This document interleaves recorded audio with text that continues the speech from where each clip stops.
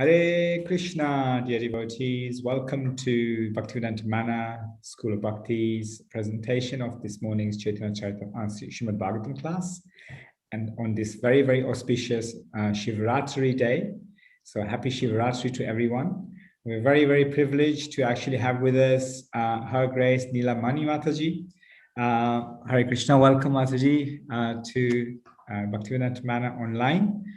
And just wanted to welcome you for, thank you also for, delivering this class for us on Srimad Bhagavatam as well as Mahashivratri. So without further ado, I'd like to hand over to you and you can begin your class now. Just want to welcome you with 3 loud Haribols. Haribol! Haribol! Haribol! Her Grace Neela Mani Mataji ki Jai. Srila Prabhupada ki Jai.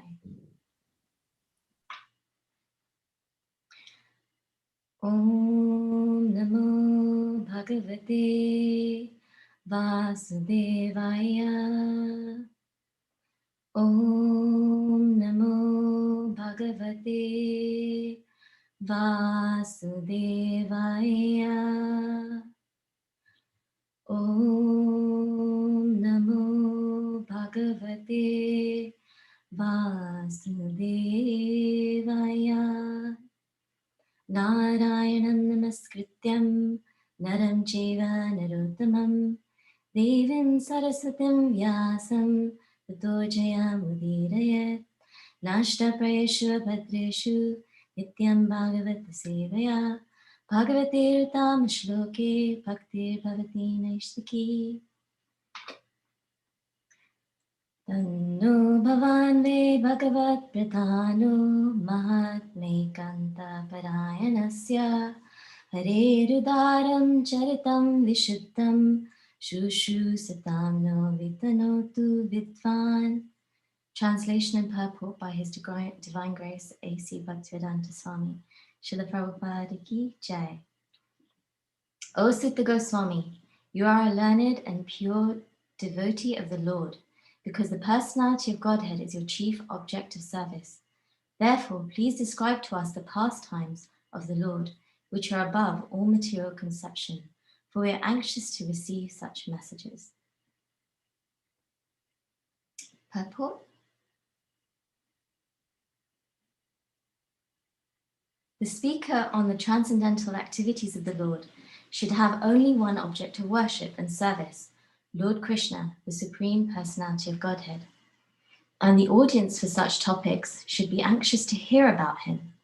When such a combination is possible, namely a qualified speaker and a qualified audience, it is then and there very much congenial to continue discourses on the transcendence. Professional speakers and a materially absorbed audience cannot derive real benefit from such discourses.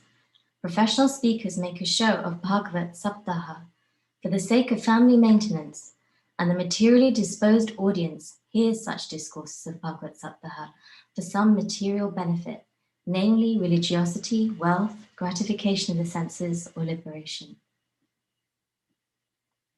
Such Bhagavatam discourses are not purified from the contamination of the material qualities, but the discourses between the saints of Naimisharanya and Sri Sutta Goswami are on the transcendental level.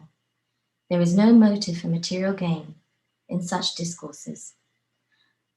In such discourses, unlimited transcendental pleasure is relished, both by the audience and by the speaker, and therefore they can continue the topics for many thousands of years. Now, Bhagavat Saptahas are held for 7 days only, and after finishing the show, both the audience and the speaker become engaged in material activities as usual. They can do so because the speaker is not Bhagavat Pradhan and the audience is not Shushu Satam, as explained above. Om Jnanatimirandasya Jnananjana Shalakaya Chakshurun Militanyena Tasmai Shri Gurave Namaha.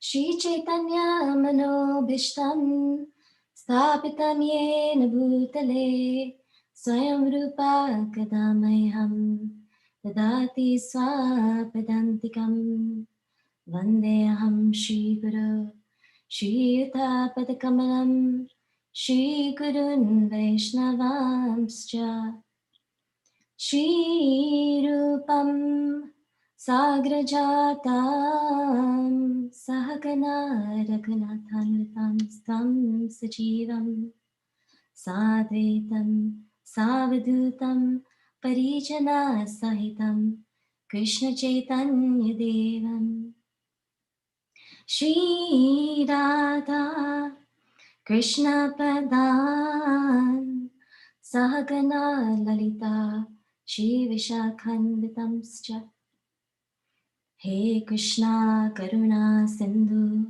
Deenabandhu Jagatpate Gopesha Gopika Kanta Radha Kanta Namostute Tapta Kanchana Gaurangi Radhe Vrindavaneshwari Vrishabhanu Sute Devi Pranamami Hari Priye Vanchakalpa Tarubhyascha Kripa Sindhu Bevacha Patitanam Pavanebhyo Vaishnavebhyo Namo Namaha Shri Krishna Chaitanya Prabhu Nityananda Shri Advaita Gadadhar Shivasadi Gaura Bhaktavrinda Hare Krishna Krishna Krishna Hare Hare Hare Rama Rama Rama Hare Hare Namo Vishnupadaya Krishna Prishtaya Bhutare Srimati Bhaktivedanta Swami Niti Namini Namaste Saraswati Devi Gauravani Pracharine Nirvishesha Shunnavadi Paschatya Deshatadine. So I pray for all your blessings so that I can help facilitate an understanding of this verse and of Shivaratri. And I hope in this way to be able to serve you all. So I'll just go to the first translation one more time. The translation is, Sutta Goswami, you are a learned and pure devotee of the Lord, because the personality of Godhead is your chief object of worship, of service. Therefore, please describe to us the pastimes of the Lord, which are above all material conception, for we are anxious to receive such messages. And this is from the first canto of the Bhagavatam, 18th chapter, verse 15. So just to give some context, this verse is spoken just after Sutta Goswami has been chosen to speak to the sages of Naimisharanya. The sages had blessed him and they expressed their pleasure at him speaking about the activities of Lord Krishna. They were perceiving the results of hearing these transcendental activities, and in the preceding two verses, the great value of devotee association and hearing about the Lord had been highlighted. From the verse translation itself, we can infer that by having the Lord as the main focus of our service, we can become pure and learned. Even if we're lacking in other qualifications, it's also explained that Krishna's pastimes are divine and above all mundane conception. In the previous verse's purport, it says that since the Lord is transcendent, his pastimes and qualities are also. As such, the reciter and audience are never satisfied. They're never satiated, and in that way, they're never satisfied. But the qualification of Bhagavat Pradhan, which means having the Lord as one's main object, and Shushusatam, being receptive, is given here in the first few sentences of the purport. It says the speaker on the transcendental activities of the Lord should have only one object of worship and service, Lord Krishna, the Supreme Personality of Godhead, and the speaker for such topics should be anxious to hear about him. Srila Prabhupada says when that combination is present, it's very much congenial, these are his words, to continue the discourse on transcendence. This means that the Bhagavatam would naturally be discussed regularly, as the Bhagavatam itself recommends, rather than just a 7-day reading. Nashtaprayeshu bhadreshu nityam bhagavata sevya. So the translation to that verse is that by regular attendance in classes on the Bhagavatam and by rendering service to the pure devotee, all that's troublesome to the heart is almost destroyed, completely destroyed, and loving service to the Supreme Lord, who's praised with transcendental songs, is established as an irrevocable fact. So this is the recommendation given in the Bhagavatam itself of how it should be read, and the fact that it should be read regularly, the qualification of the speaker and the qualification of the listener. So here I've put up a slide of a possible Bhagavad Sapta, and Srila Prabhupada explains that professional speakers in a materially absorbed audience can't actually derive any real benefit. Simply put, where there's material motivation on the part of the speaker or the listener, there's no real benefit, as such readings aren't purified from the contamination of material qualities. In the Chaitanya Charitamrita, Madhya Leela, 24th chapter, where there's a section where Sanatana Goswami, where Lord Chaitanya is explaining to Sanatana Goswami the Atmarama verse. In verse 313, in the purport there, there's something that's very nice on this. It says that according to the Vedic injunction, Yasya Deve Para Bhakti, Yatha Deve Tatha Guru, all Vedic literatures maintain that the Bhagavatam has to be learned from the person Bhagavat, and to understand it, one has to engage in pure devotional service. Srimad Bhagavatam cannot be understood by so-called erudite scholars or grammarians. One who's developed pure Krishna consciousness and served the pure devotee and the spiritual master can understand the Bhagavatam, and others cannot. So again, we've got a confirmation of the fact that the Bhagavatam has to be spoken by somebody who's actually living the Bhagavatam. And it has to be understood by someone who wants to or is developing pure devotional service. And thus there can be a congenial combination to allow actual understanding of the Bhagavatam. So I just wanted to look very briefly at devotional service in the three modes. This is from the third canto, 29th chapter. So devotional service is also there in the three modes of material nature. So in ignorance, this would look like someone who's envious, proud, violent, angry, and someone who's got a separate interest from Krishna. In passion, somebody with a motive for material enjoyment, fame and opulence, and in goodness, someone who offers the results of his activities to free himself from the entanglement of fruitive activities. So very simply put, if one has an ulterior motive, or for the kind of devotional service that they're performing, the actual service is manifest differently. And what we can gain from that is also different. In the Bhagavatam 126, it's explained that the highest dharma is that which is causeless and continual, unmotivated devotional service. Save pumsam paro dharma yato bhakti adhokshajek ahetaki apratihata yenatma suprasidati. So in that verse itself, it's explaining that, pure devotional service is unmotivated and uninterrupted. And here we see the explanation given from the third canto, 29th chapter again, which I just spoke from in terms of the modes, devotional service in the modes. Pure devotional service is shown when one's mind is at once attracted to hearing the transcendental name and qualities of the Supreme Personality of Godhead, who is residing in everyone's heart.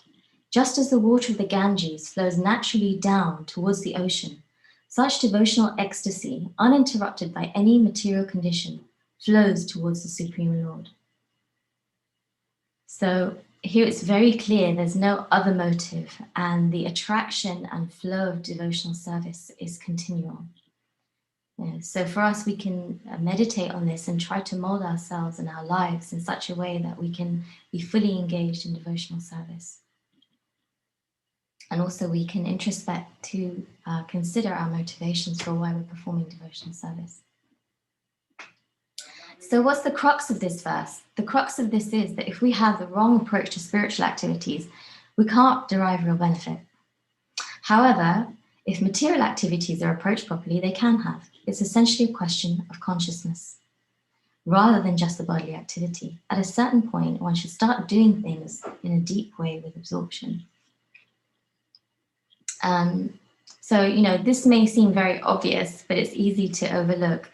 Obviously, when we start spiritual life, there are certain activities that are delineated by scripture, by Shastra, and by the Acharyas, which are more likely to invoke spiritual consciousness and are spiritually conducive, and vice versa. There are activities that need to be avoided. However, sometimes even activities that generally evoke spiritual consciousness can fail to do so. And in the beginning of spiritual life, we tend to demarcate everything based on what the body is doing. But at a certain maturation, we're expected to do things with a certain consciousness. The kind of activities or the type of behavior a young child might show may be very sweet when they're very young. But if that same child, when they're growing up, shows those same behaviors or activities, they may seem inappropriate. So similarly, as we mature in spiritual life and we realize it's not just the activity, we have to consider and focus on our motivation and mood with which we're performing devotional service. And this becomes our responsibility. So yeah, I think that's fairly clear there. So another really wonderful point that's highlighted in this purport is the dynamic between the speaker of the Bhagavatam and the listener. So if either one of the speaker or listener is potent, they can gain benefit. And here are a couple of examples. For example, Srivas Thakur heard the Bhagavatam from Devananda Pandit, who was giving a professional recitation tinged with Mayavad philosophy, but he still displayed symptoms of ecstasy. That was due to the sincerity of his listening. So there's a synergy involved, as the Bhagavatam is a dynamic living thing. Here's another example from the section of the Chaitanya Charitamrita I mentioned earlier, where Lord Chaitanya is explaining the Atmarama verse to Sanatana Goswami. And in verse 312, he says, "Now due to your association, another meaning has awakened. It is due to your devotional service that these waves of meaning are arising."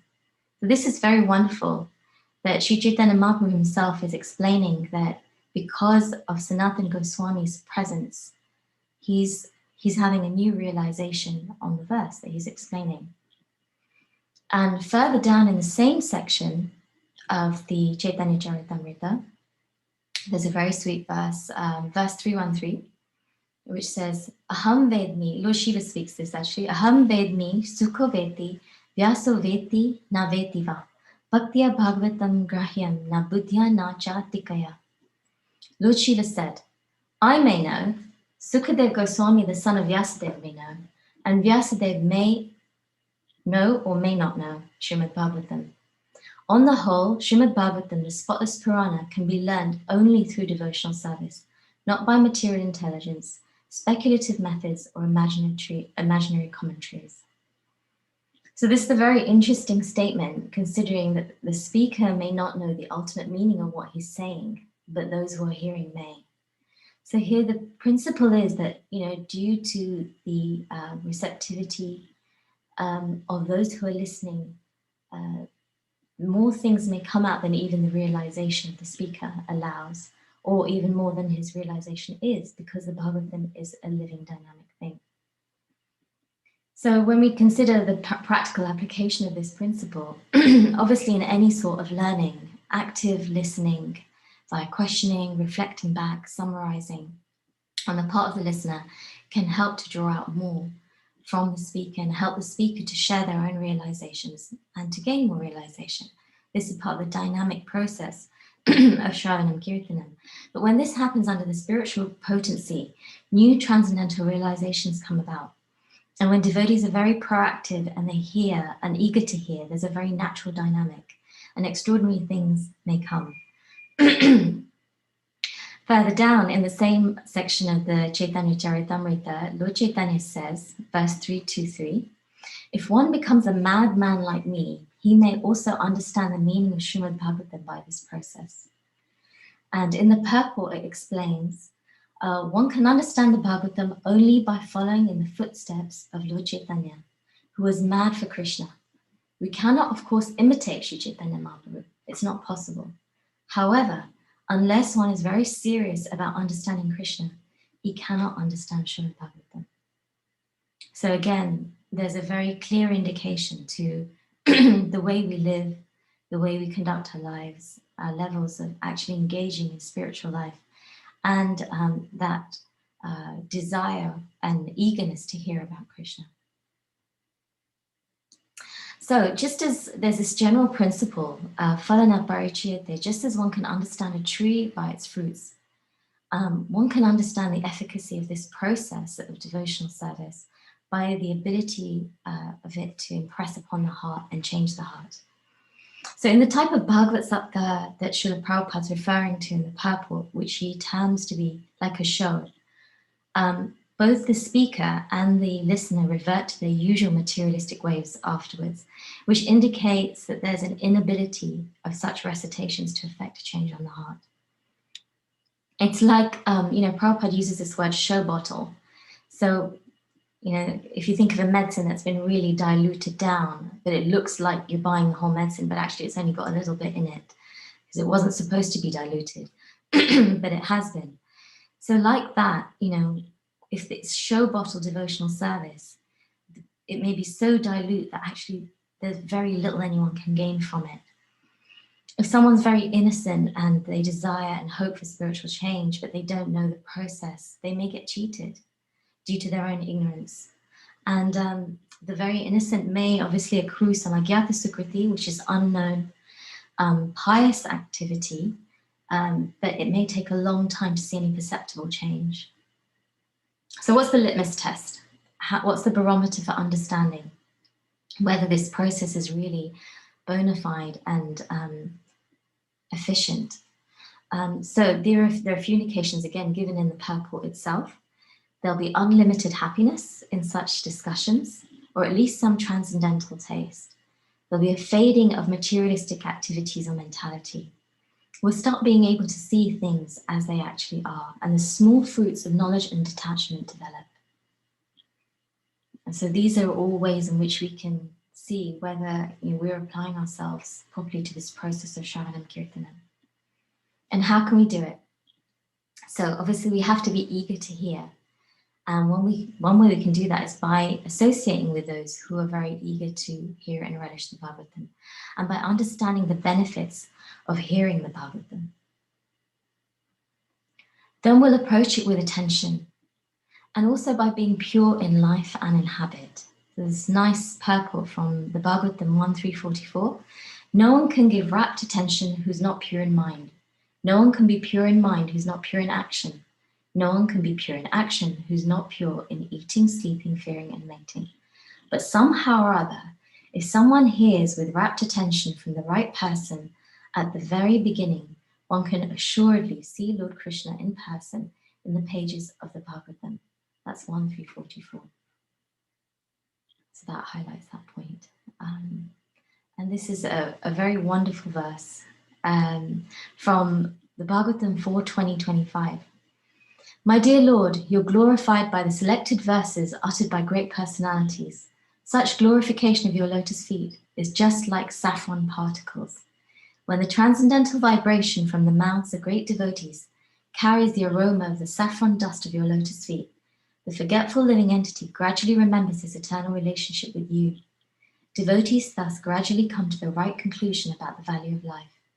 My dear Lord, I do not need any other benediction but the opportunity to hear from the mouth of your pure devotee. In the purport, it says, a pure devotee always engages in the service of the Lord, taking shelter of his lotus feet, and therefore he has a direct connection with the saffron mercy particles that are strewn over the lotus feet of the Lord. Although when a pure devotee speaks, the articulation of the voice may resemble the sound of this material sky, the voice is spiritually very powerful because it touches the particles of saffron dust on the lotus feet of the Lord. And as soon as a sleeping, living entity hears a powerful voice emanating from the mouth of a pure devotee, he immediately remembers his eternal relationship with the Lord, although up until that moment he'd forgotten everything. So I think we've all had some experience of this, of a time when we've heard something. We may have heard the same thing before. We may have read the same thing before. But on a particular occasion, when we hear it from a particular devotee or in a particular circumstance, somehow it really penetrates the heart and we can feel that something is moving inside. There's some change happening. So this is because when we hear from these devotees who are dedicated to serving the lotus feet of the Lord, it's not mundane sound vibration. They're carrying these saffron dust particles of the Lord's lotus feet, and therefore they're able to effect change on our hearts. So I'd like to conclude discussing the verse there, and we'll just move on to Shivratri. So today is, according to the Manas calendar, today is Mahashivratri here in London. And Shivratri is actually a Vaishnava celebration. There are many Shiva temples in Vrindavan and Mayapur. Bhaktivedanta Thakur had deities of Shiva and Durga in his home. And as Vaishnavas, we respect the demigods, and some Vaishnavas include the worship of the demigods as part of their worship to Lord Krishna, but they don't worship them separately from Krishna. And that's an important principle for Vaishnavas, because we want our faith and our worship to be ekanta, or one focus. And generally our Ashtadevas will be Radha Krishna, Lord Jagannath, Panchatattva, like that. But we worship and revere and pray to Lord Shiva as the topmost Vaishnava. So this is a really nice excerpt from the Krishna book, chapter 24. Once upon a time, the cowherd men of Vrindavan, headed by Nanda Maharaj, decided to go to Ambikavan to observe the Shivratri ceremony. The Rasa Leela was performed during the autumn, and after that, the next big ceremony is Hori, or the Dola Yatra ceremony. Between the Dola Yatra ceremony and the Rasa Leela ceremony, there is one important ceremony called Shivaratri, which is especially observed by the Shaivites, or devotees of Lord Shiva. Sometimes the Vaishnavas also observe this ceremony because they accept Lord Shiva as the foremost Vaishnava, but the function of Shivaratri is not observed very regularly by the bhaktas, or devotees of Krishna. Under the circumstances, it is stated in Srimad Bhagavatam that Nanda Maharaj and the other cowherd men once upon a time desired. This means they were not regularly observing the Shivaratri function, but that once upon a time they wanted to go to Ambikavan out of curiosity. That's from Krishna book, chapter 24. And here we understand this slide is explaining that the manifestation of Rudra.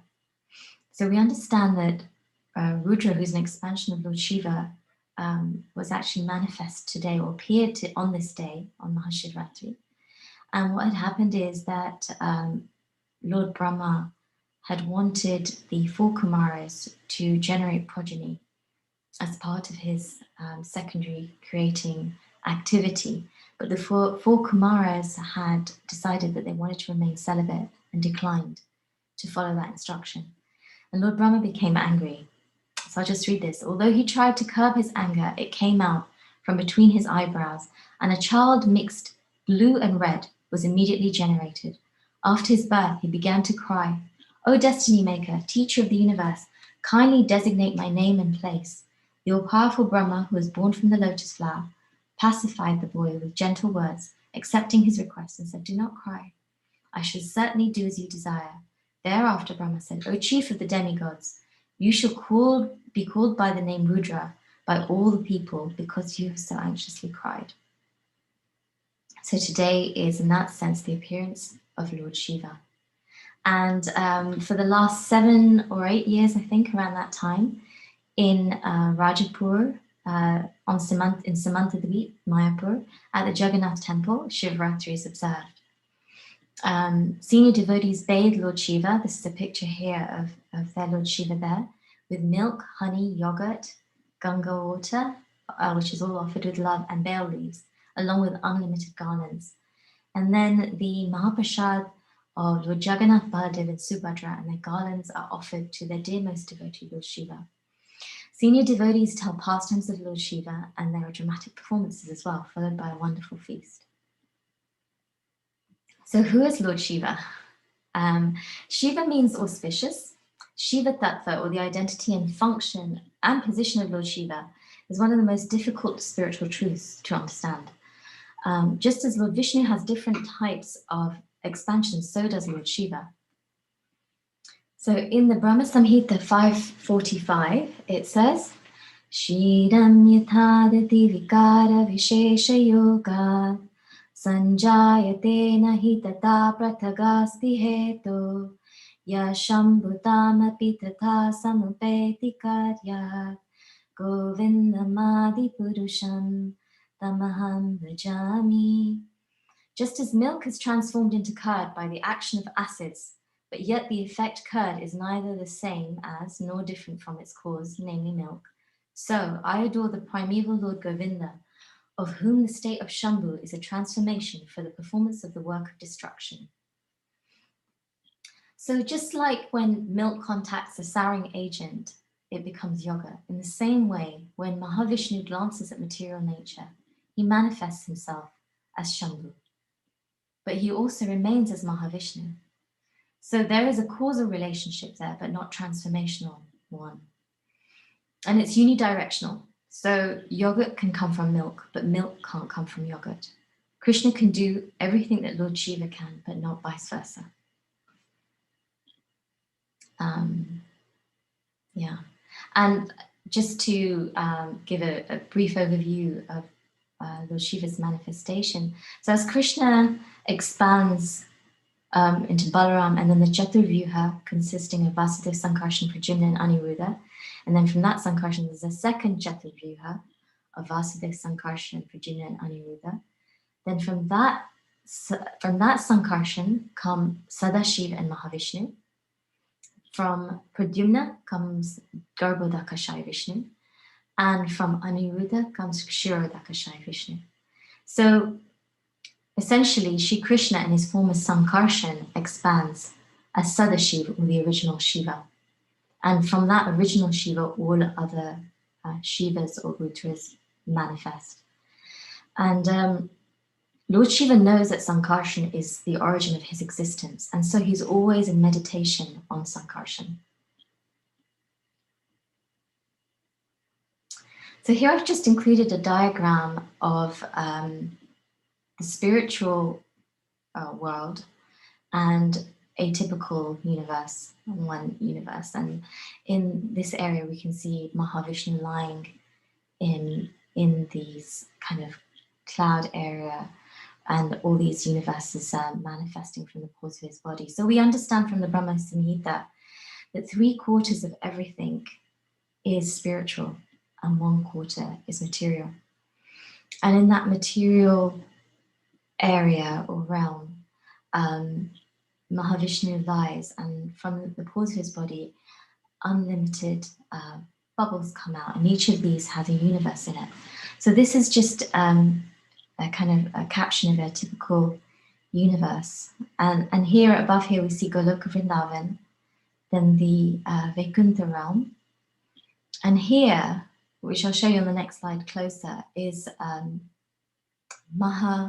Maheshtam, or Kailash, just above the Brahma Jyoti. And below that is Devitam, or the mundane material world.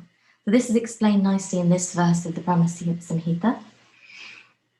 Golokanamni nijadamni talecha tasya Devi Mahesha Haridama Shudeshu Deshu Te Prabhava Nichaya Vihitaschayena Govindamadi Purusham Tamaham Bhajami.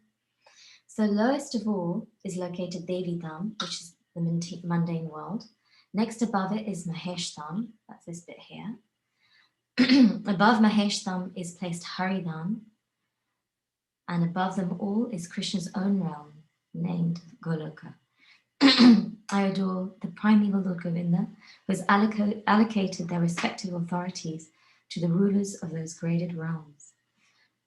So this is just to give us an understanding of where Maheshtam is in relation to a typical material universe and the spiritual realm.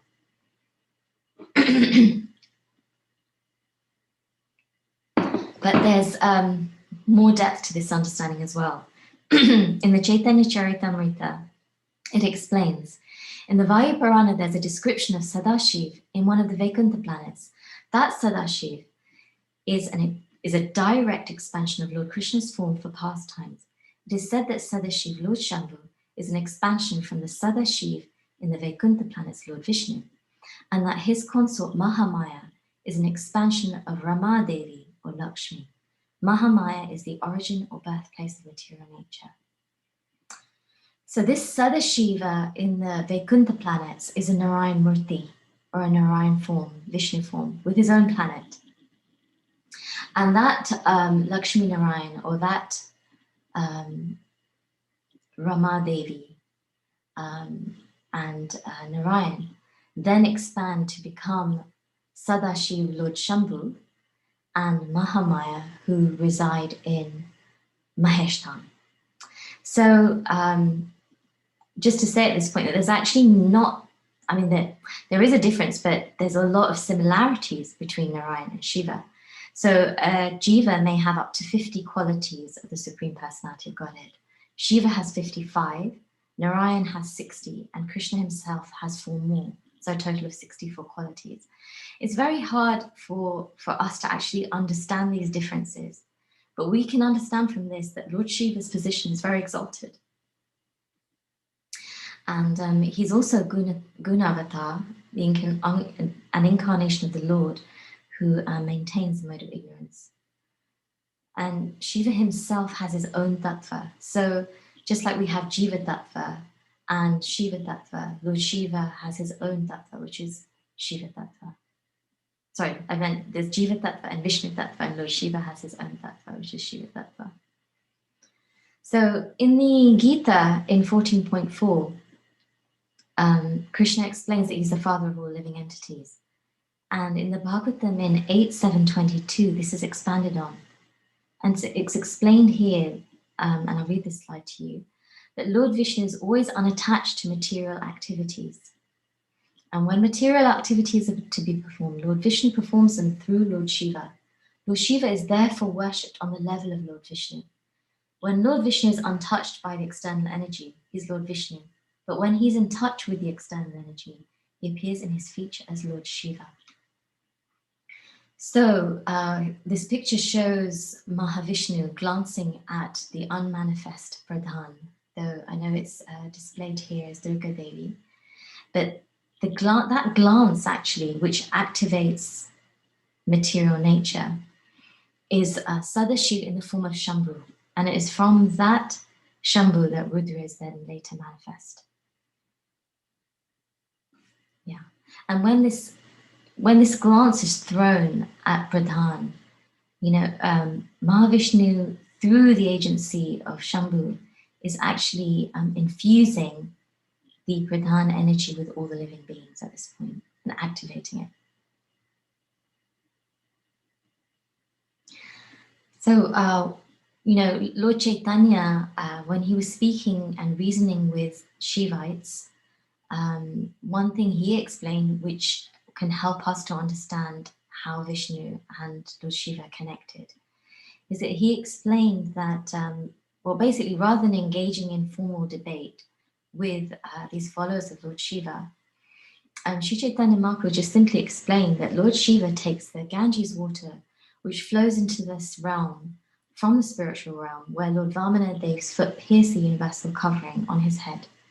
He's therefore taking the Charanamrita of Lord Vishnu on his head, because as we know, Vamana Dev is Lord Vishnu, an avatar of Lord Vishnu. So Lord Shiva takes that Charanamrita on his head. So this shows you the very intimate and reverential connection between Lord Vishnu and Lord Shiva. And Lord Shiva, in the 12th canto of the Bhagavatam, towards the end of the Bhagavatam, there's this beautiful verse which reveres him as the topmost Vaishnava. Just as the Ganga is the greatest of all rivers, Lord Achyuta, the supreme amongst deities, and Lord Shambhu, Shiva, the greatest of all Vaishnavas, so Srimad Bhagavatam is the greatest of all Puranas. And, kind of just like a display or a nice pastime of Lord Shiva's conviction and dedication to the Supreme Lord is that he himself chants the names of Ram. And during Lord Chaitanya's pilgrimage to South India, he taught a Brahmin devotee of Lord Ram to chant the Mahamantra by quoting these words of Lord Shiva from the Padma Purana. Rama Rameti Rameti Rame Rama Manorame Sahasranama Vistulyam Rama Nama Varanane. Lord Shiva addressed his wife Durga as Varanana, explaining, I chant the holy name of Ram, Ram, Ram, and thus enjoy this beautiful sound. This holy name of Ramchandra is equal to 1,000 holy names of Lord Vishnu.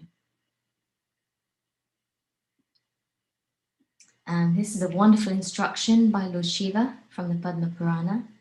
Aradhananam sarvesham Vishnu aradhanam param tasmat parataram devi tadiyanam samarchanam. So Parvati had asked Lord Shiva, what is the best type of worship? What's the topmost worship? And Lord Shiva spoke this verse, explaining that of all types of worship, the worship of Lord Vishnu is the best. But even better than the worship of Lord Vishnu is the worship of Tadiya, those things connected to him, i.e. his devotees, the Vaishnavas. And there's another verse in the Adi Purana which says, those who worship me directly are not real devotees. Real devotees are those who are devoted to my devotees. Krishna says that. So do we worship Lord Shiva? Well, we do every day because we're always saying the Panchatattva mantra, and in many temples there are Panchatattva deities. So how can we understand this mystery that Advaitacharya is both Mahavishnu and Sadashiva? So there's a nice excerpt from Srila Prabhupada's letter to Mr. Vincent Carl. He says, regarding your question, you may refer to Adi Leela 679 with the purport, Chaitanya Charitamrita. The answer is there. The basic understanding is that Sadashiva is an expansion of Mahavishnu, and that same Sadashiva incarnates as Advaitacharya. Therefore, since Advaitacharya is an incarnation of Sadashiva, who is non-different from Mahavishnu, we can say that Advaitacharya is an incarnation of Mahavishnu. It can be said both ways, that he's an incarnation of Sadashiva or Mahavishnu. So yeah, we have Advaitacharya there, whom we're always worshipping to and praying to, and we understand and know that Lord Chaitanya actually advented because of his prayers and his requests, the prayers and requests of Advaitacharya. So again, this is giving us an insight into the very deep connection between Krishna and Lord Shiva. And here at the manor, we worship Lord Hanuman on the altar every day. Hanuman is understood to be a plenary portion of Lord Shiva. He possesses extraordinary strength of Lord Vayu, and he has the potencies of Lord Shiva. He's also known as Maharudra or Rudransha, and that's explained in the Brahmavaivarta Purana. And here I've included a nice quote by Radhanath Swami. How can we possibly approach Ram without getting the blessings of that person who's most dear to his life, Hanumanji? And in Chaitanya Leela, Hanumanji comes as Murari Gupta. And Lord Chaitanya's Shiva Astakam is recorded in Murari Gupta's Chaitanya Charitam Mahakavya. It's in the third chapter, if anybody would like to look it up later. So this pastime of churning of the milk ocean, which you all discussed in class yesterday morning, it's a very wonderful pastime. And as we heard, both the demigods and the demons, went to ask Lord Shiva for help when this hala poison came out, the churning of the ocean, and Lord Shiva gathered it in his palms and actually swallowed or drank it all, and because of that he has this Nilkant blue neck, and helped everybody. So there's this really wonderful verse in the 8th canto, 7th chapter, verse 44, which says, Tapyante lokatapena sadhava prayasojana paramaradhanam tatti purushasya kilatmana. It is said that great personalities almost always accept voluntary suffering because of the suffering of people in general.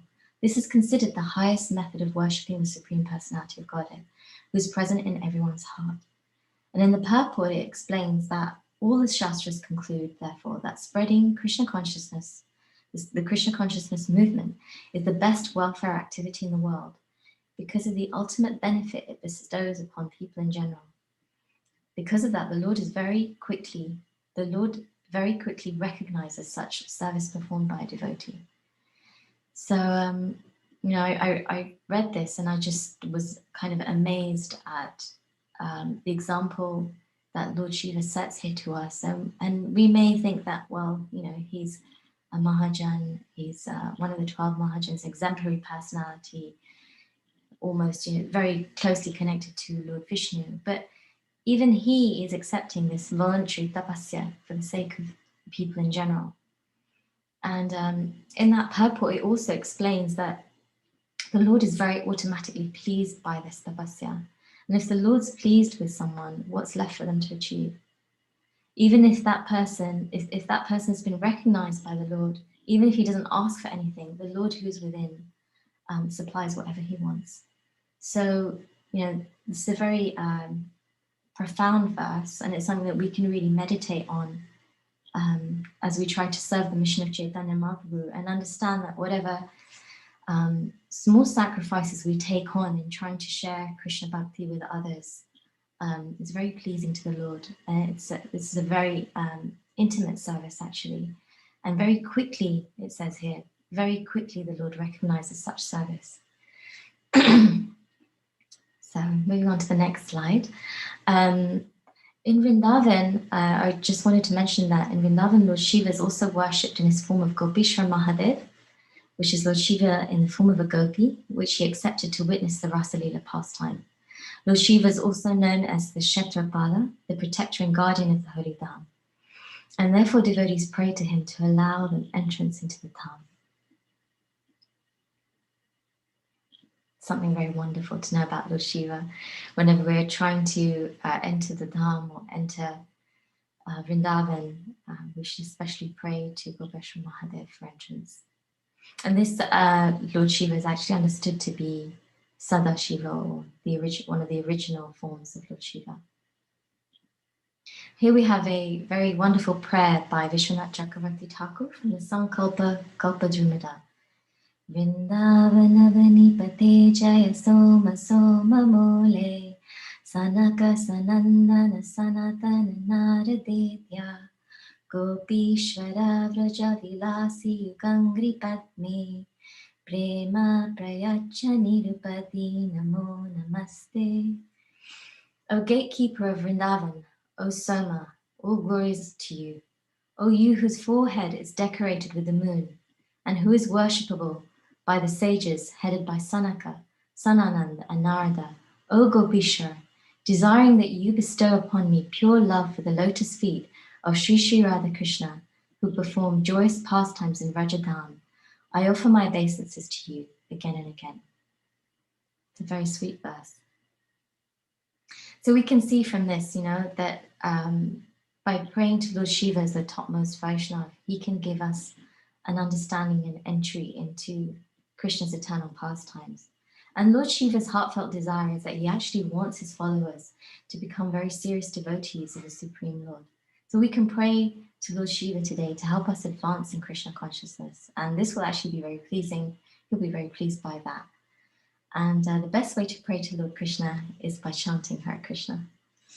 I also want to say that Jiva Goswami explains that obstacles in spiritual life that are very difficult to overcome by our own endeavor can be overcome very easily by the blessings of a Mahabhagavad. And Lord Shiva is both a Mahabhagavad and one of the 12 Mahajans. And so he's also one of our Shiksha Gurus. And he has his own Sampradaya, the Rudra Sampradaya. But the point here being that by praying to him, we can more easily overcome obstacles that may be very difficult to overcome otherwise. There's a nice prayer included in some writing by Giriraj Maharaj from Shivaratri last year. And he says, Lord Shiva is in charge of the false ego. So I prayed to him to free me from mine and to establish me in my constitutional position of eternal service to Sri Sri Gandharvika Giridhari and the divine servants. So he's specifically making a prayer here to be free from the false ego, as well as to be reinstituted in his eternal position of service. So part of the reason for this prayer is because the function, Lord Shiva has a function in relation to the jivas where because he's in charge of the mode of ignorance, he's also the master of false ego. in all living beings. And actually, by his mercy, we can actually become relieved from the clutches of false ego and reawaken our real ego as servants of Krishna and achieve permanent shelter at the lotus feet of the Lord. So I was going to end on that point.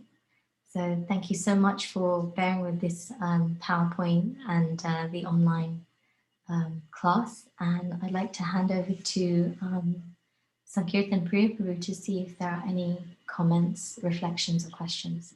Thank you. Hare Krishna.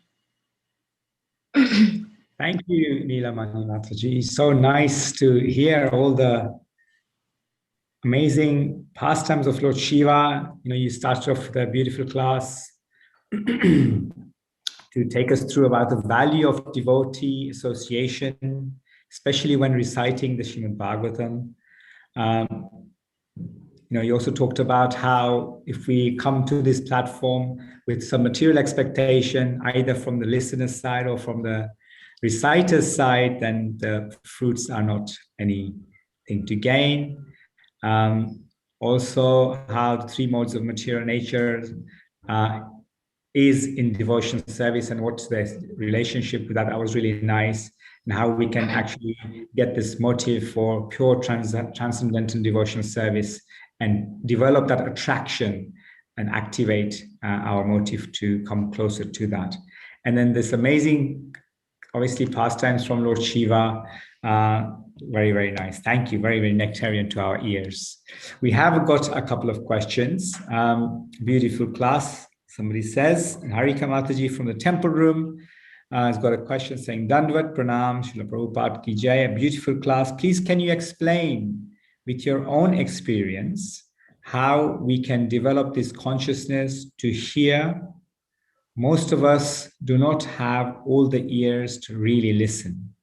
We are hearing, but again, the conception of deep realization is a far concept for us unhumble fallen souls. How can we fathom? Sorry, I need to bring my chat back. How can we fathom to understand the purity of pure devotees when we have no purity of our own to strive from the beginning? Thank you so much for that question. It's a very sincere and profound question. And I've just pulled up this slide one more time to help us refresh some of the points here. So as I understand, Harika Mataji is asking, how can we develop that eagerness to hear from the beginning if we're not so inclined? Have I understood the question correctly? Or would you like to expand? That's one part of the question in terms of the hearing aspect and getting conceptions of deep realizations. Okay, thank you. So yeah, these conceptions, okay, so also deep realization. So I think I'll just address the first part first. So I think at the very beginning of spiritual life, we may not have developed that or unearthed our own natural taste for hearing about Krishna, having been used to, kind of cultivating a taste for material life for so many lifetimes.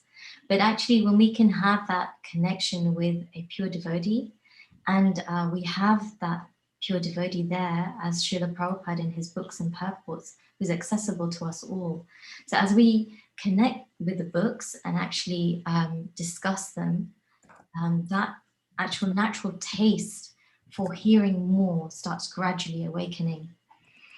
And I think it's also important, as it says on this slide, to actually try to associate with people who themselves have that deep taste, because then naturally we also develop that deep taste. This principle of association is nice expanded on in the Nectar of Instruction, but essentially it is a simple fact that when we actually spend time with those who understand Krishna and have deep realizations, we then also start to be able to perceive that and those realizations ourselves. Going to the second part of your question, I would say that it's also very important to perform devotional service, because the actual process is tadvidhi pranipatena pariprashnena seveya from 434 of the Gita, that this combination of submissive inquiry and devotional and service that's rendered to the spiritual master actually enables us to have these realizations in our heart. Because it's one thing to know something on an intellectual level or to appreciate something theoretically, for the actual vigyan or the actual knowledge to arise in the heart, there has to be this combination of this, this submissive, receptive inquiry, which is not done in a challenging way, and also the actual performance of devotional service, which softens the heart, and it also endears the spiritual master. It helps us to access blessings from the parampara, from the previous acharyas, from Srila Prabhupada himself, when we are actually serving the Krishna consciousness movement. And so as that process is a dynamic process, and as we keep applying ourselves to it, these impressions and these realizations become stronger, and they're like building blocks. It's like building a house. If we have that strong foundation and we build one step, we can then build on that further. So it's, how can we say, it's not a straight line. It's an exponential curve, in simple words, So there comes a point where things really start taking off in spiritual life. But I'm sure Harika Mataji herself also has deep realizations of that, but these are just some thoughts to share. Thank you. That was very, very nice points that you brought out from the slide, as well as your immense knowledge. Ramnath Sukha Prabhu has a comment and a question. He says, we know that Srila Prabhupada never emphasized Shivratri, yet in the Hari Bhakti Vilas, there are many verses emphasizing the importance of Shivratri for advancing in Krishna Bhakti. How can we reconcile these seemingly two perspectives? Okay, so thank you so much for that question, Ramnath Sukha Prabhu. I'm pretty sure you have, or will definitely have a better reflection on this answer, on the answer to this question than I have. And if you do have a reflection on it, please put it in the chat, and Sankirtan Prabhu can also read that out. It's something we're taught when we do kind of active discussing of Shastra, is to always reflect the question back to the person who's asked it initially, because often actually the person who asked the question has some realization on it themselves. So this is quite a deep subject matter. We can understand that, when Srila Prabhupada established the movement, he was very clear in his mind in terms of what he wanted to accomplish and what was necessary at that time. And it may be that certain details weren't emphasized. And part of the reason for that may also be, as I heard in one class by Shivram Swami, that in Kali Yuga, we tend to become very confused. And it's very easy for us to become kind of diverted, or our focus to become many-branched. And part of the reason for that in Kali Yuga is because of the contamination of impersonalism. So I can't know what Srila Prabhupada's exact thoughts were in regards to not establishing Shivratri as a regular Vaishnava festival, but I can reflect on the fact that he may have wanted to keep things as kind of straightforward and mainly put the emphasis on the main points, in the time that he was establishing the movement. And so in this vein, that kind of helps out. So the second part of the question, which is how do we reconcile the fact that Sanatana Goswami has all these details there in the Hari Bhakti Vilas about the observance of Shivratri. So we know even, as ISKCON's developed, as far as I understand, the worship of Giriraj was not there in Srila Prabhupada's time. Neither was the worship of Vrinda Devi as a separate deity. And neither, I don't think, was there the worship of Shivaling or Lord Shiva. But as we know, the former two are worshipped regularly in temples and in homes now. And it may be in the future that the worship of Lord Shiva is incorporated more into the movement as people understand his position. And I feel like this point of knowledge is the essence. I said something at the very beginning that Vaishnavas will worship Lord Shiva, or they may even also worship Lord Durga as part of their worship to Lord Krishna, but they'll not worship them separately.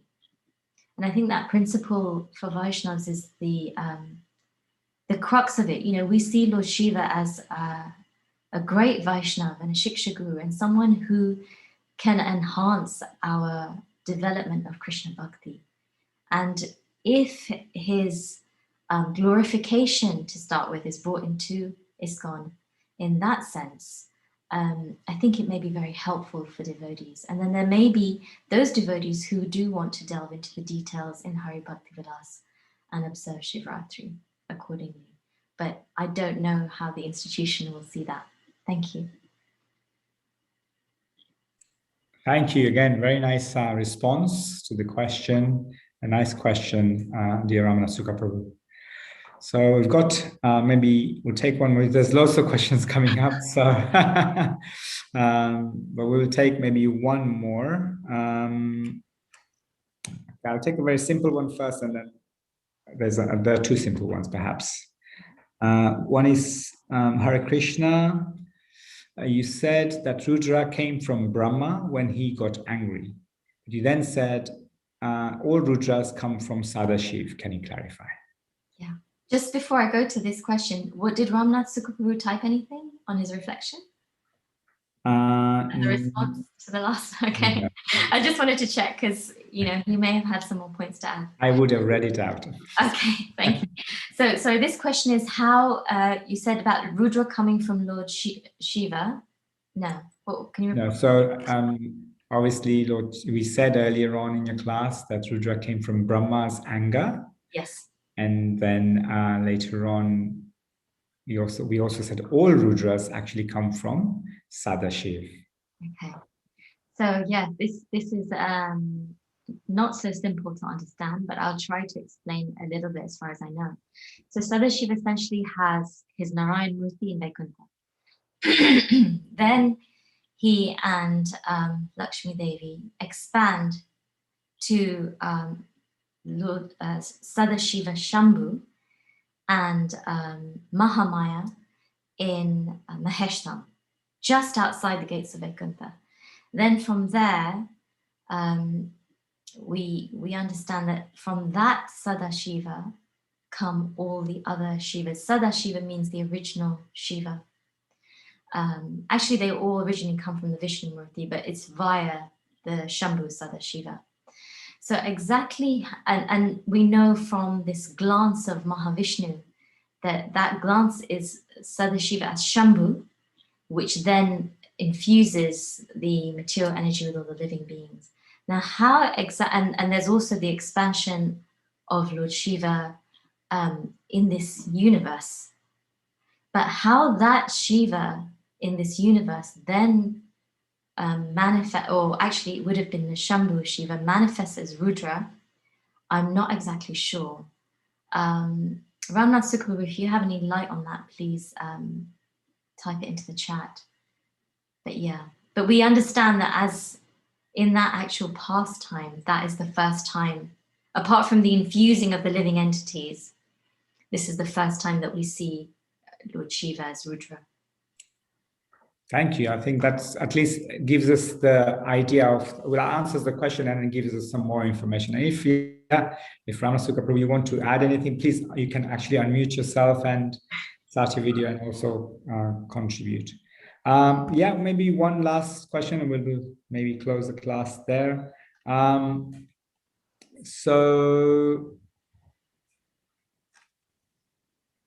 Okay, why don't we fast over Shivratri?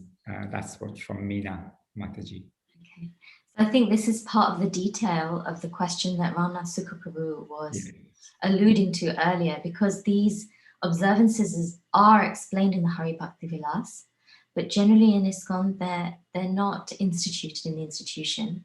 There may be individuals who choose to follow them. Why they're not instituted, I think that's also because the actual worship of Lord Shiva is not instituted, because our focus is on worshipping the source of everything, which is Krishna. But we worship and understand Lord Shiva's tattva as a great Vaishnava. So in that vein, if someone with that understanding wants to perform extra tapasya or follow the things outlined in Hari Bhakti Vilas as an observance of Shivaratri. Again, I would say that probably needs to be done in consultation with at least a Shiksha Guru or spiritual master, or with some blessings and authorization rather than done whimsically. Because in the worship of Lord Shiva, one has to be careful. His nature is ashutosh, which means he's very easily pleased, but he can also be angered. So we want to, and that's because of, he's not affected by the mode of ignorance, but because he oversees it, that aspect of his nature is also there. So I think it's important that whatever we take on or whatever we decide to observe, it's done in proper consultation. But essentially, Lord Shiva desires that everyone actually, he's always meditating on Sankarshan, he's chanting the names of Ram. So he desires and he's so pleased if we can become also Vaishnavas and follow in his footsteps, emulate him in that way. I hope that helps. That helps a lot, yes. As you said, you know, we try to water the root of the tree, Yeah, and then we get the benediction anyway. But yes, you know, such a exalted Vaishnav and can only bestow blessings upon all of us. Thank you for a wonderful class again. It's been such a nice music to the ears to hear you speak. Her Grace Nilamani Mataji ki jai. Srila Prabhupada ki jai, Gaura Bhaktivedanta ki jai, Mahashivaratri Mahotsava ki jai. Thank you very much. Hare Krishna. Very nice. Thank you, Mataji. Very nice class. Beautiful. Hare Krishna. Thank you, Mataji. Wonderful class. Srila Prabhupada ki jai. Hare Krishna.